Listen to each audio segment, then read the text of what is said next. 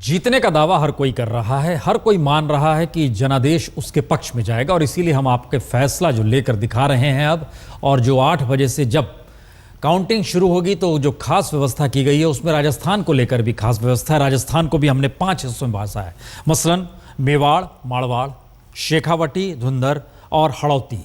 इसी के जरिए हम आपको बताने की कोशिश करेंगे कि हर इलाके में कितने फीसदी वोट किस पार्टी के हिस्से में गए, कौन कौन सी सीट इन इलाकों में गई, क्योंकि ये बहुत महत्वपूर्ण है कि पूरे राज्य जो भारत की जो रंगीन या कहें उसका जो कलर है अलग अलग, वो बहुत मायने रखता है और राजनीतिक दल उसमें किस क्षेत्र में फिट बैठते हैं यह भी हर की नज़र रहती है। तो राजनीतिक दलों के लिए भी यहाँ पर व्यवस्था है कि वो देखेंगे, समझेंगे, परखेंगे कि दरअसल उनकी स्थिति कहाँ पर किस रूप में मौजूद रही। राजस्थान में सियासी फजा लगातार गर्माती रही है। परंपरा को राजस्थान ढोता रहा है, कभी बीजेपी कभी कांग्रेस, कमोवेश यही स्थिति हमेशा रही। 2 बार कोई नहीं आया। इसीलिए परंपरा को देखें तो गहलोत की गद्दी जा रही है, लेकिन नई सियासत को समझें तो टक्कर जबरदस्त है। लेकिन सबसे महत्वपूर्ण यह है कि दरअसल राजस्थान वो जगह है जहां नरेंद्र मोदी ने सबसे ज्यादा रैली की। अब कल्पना कीजिए कितनी रैली की होगी। और दूसरी तरफ राहुल गांधी, नरेंद्र मोदी ने वहां 22 रैलियां की। 20 रैली निर्धारित थी, 2 रैली बढ़ाई गई और 22 रैली कर दी गई। और इन सब के बीच राहुल गांधी ने भी सबसे ज्यादा रैली अगर कहीं की किसी राज्य में तो वो राजस्थान ही है, 9 रैलियां। एक रिपोर्ट देखिए कि किस तरीके से वसुंधरा लगभग छटपटा रही हैं सत्ता में आने के लिए और गहलोत अपने पांव को टिकाए हुए हैं।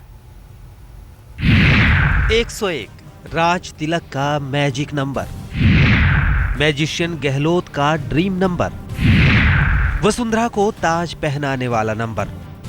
राजस्थान में जिसको मिल जाए ये नंबर उसकी बन जाएगी सरकार, सवर जाएगी उसकी किस्मत। 1 दिसंबर को 199 सीटों के लिए हुई वोटिंग से लेकर आज काउंटिंग तक नेताओं की धड़कनें बढ़ी हुई हैं, लेकिन सबके अपने दावे हैं कि उन्हीं की बनेगी सरकार। सब चाहते हैं कि विकास हो। आप एक आश्वस्त हैं पूरी तरह जीत?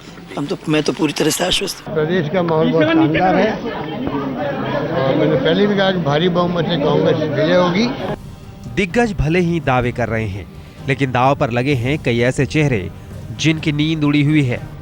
बीजेपी नेता गुलाब चंद कटारिया, घनश्याम तिवारी, कालीचरण सर्राफ, कैलाश मेघवाल, प्रदेश कांग्रेस अध्यक्ष डॉक्टर चंद्रभान समेत अशोक गहलोत मंत्रिमंडल के 25 नेताओं के राजनीतिक भाग्य का फैसला आज होगा।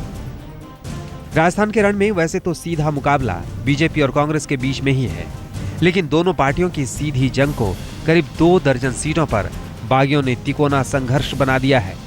किरोड़ी लाल मीणा की पार्टी एनपीपी ने भी दोनों दलों के समीकरण को पूरी तरह गड़बड़ा दिया है।